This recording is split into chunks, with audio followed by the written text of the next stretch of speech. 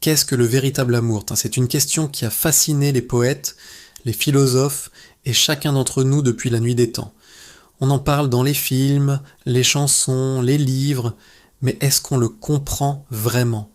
Est-ce ce coup de foudre spectaculaire, cette passion dévorante qu'on voit à l'écran, ou est-ce quelque chose de plus profond, de plus discret, mais aussi de plus durable?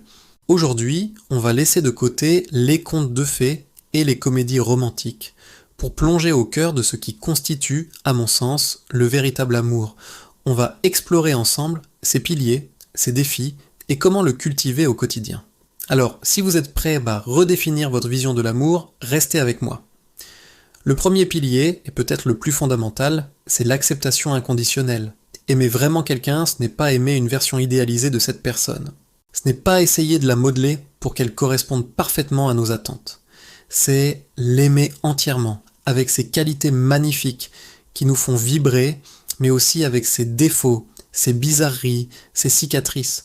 C'est comprendre que personne n'est parfait et que c'est justement dans ces imperfections que réside une grande partie de la beauté et de l'authenticité d'une personne. Le véritable amour ne dit pas « je t'aime malgré tes défauts », il dit « je t'aime avec tes défauts » parce qu'ils font partie de toi. C'est un amour qui offre un espace de sécurité où l'autre peut être lui-même, sans crainte d'être jugé ou rejeté. Ensuite, parlons de la communication. C'est un mot qu'on entend partout, mais sa puissance dans une relation est souvent sous-estimée. Le véritable amour s'épanouit dans un dialogue honnête et ouvert. Il ne s'agit pas seulement de parler de la pluie et du beau temps, mais d'oser partager ses peurs les plus profondes, ses rêves les plus fous, ses frustrations et ses joies. C'est aussi, et c'est crucial, savoir écouter. Écouter vraiment, pas seulement pour répondre, mais pour comprendre ce que l'autre ressent. La communication dans le vrai amour, c'est un pont qui relie deux mondes intérieurs. C'est apprendre à naviguer les désaccords, non pas comme des batailles à gagner, mais comme des problèmes à résoudre ensemble. C'est cette vulnérabilité partagée qui tisse des liens d'une solidité incroyable. Un autre aspect essentiel est le soutien mutuel. La vie est un voyage rempli de hauts et de bas. Le véritable amour, c'est avoir un partenaire qui est votre plus grand supporter. Quelqu'un qui célèbre vos victoires comme si c'était les siennes et qui vous tend la main quand vous trébuchez. Ce soutien ne se limite pas aux grands moments. Il est présent dans le quotidien, un mot d'encouragement avant un entretien important, une oreille attentive après une journée difficile, ou simplement le fait de prendre en charge une tâche pour soulager l'autre. C'est savoir que, quoi qu'il arrive, vous n'êtes pas seul, vous formez une équipe. Et dans cette équipe, le succès de l'un est le succès de l'autre. Et le fardeau de l'un est allégé parce qu'il est partagé. Le respect est également au cœur du véritable amour. Le respect, ce n'est pas juste de la politesse. C'est reconnaître la valeur intrinsèque de l'autre en tant qu'individu. Cela signifie respecter ses opinions, même quand on n'est pas d'accord. Respecter ses limites, ses besoins, son espace personnel. C'est admirer la personne pour ce qu'elle est, pour son intelligence, sa force, sa gentillesse. Le respect empêche l'amour de devenir possessif ou contrôlant. Il crée une dynamique d'égalité où les deux partenaires se sentent valorisés et libres. Sans respect, la confiance s'érode et l'amour ne peut pas survivre sainement. C'est la fondation sur laquelle tout le reste est construit. Et la passion dans tout ça?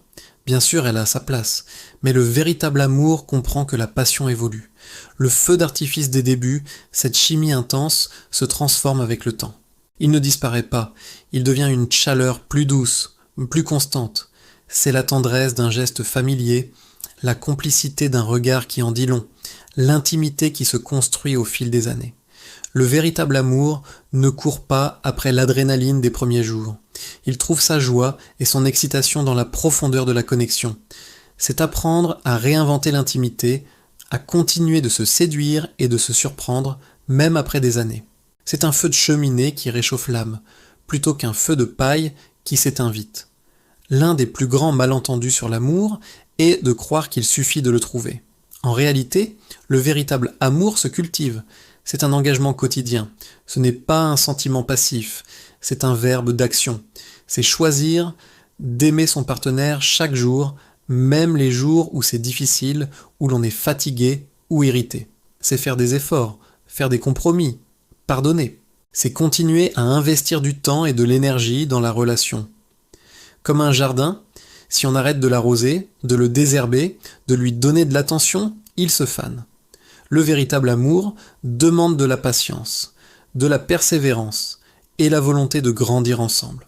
Et grandir ensemble, c'est un point clé. Le véritable amour n'est pas statique. Deux personnes qui s'aiment vraiment évoluent, changent et elles s'encouragent mutuellement dans cette croissance. Il ne s'agit pas de rester les mêmes personnes qu'au premier jour, mais de naviguer les changements de la vie main dans la main.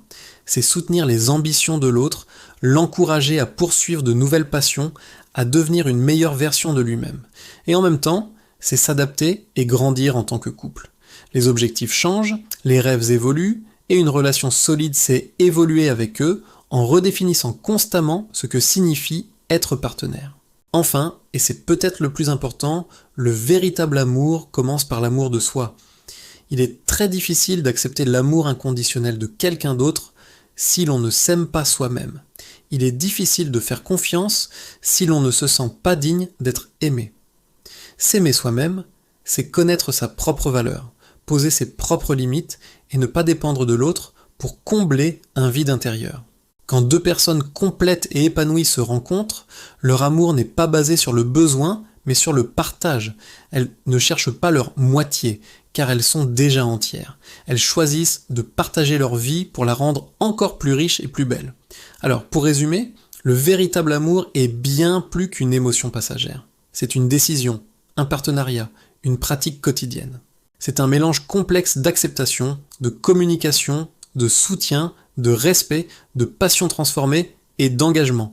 Il ne tombe pas du ciel tout fait, il se construit brique par brique avec patience et dévouement. C'est un voyage, pas une destination.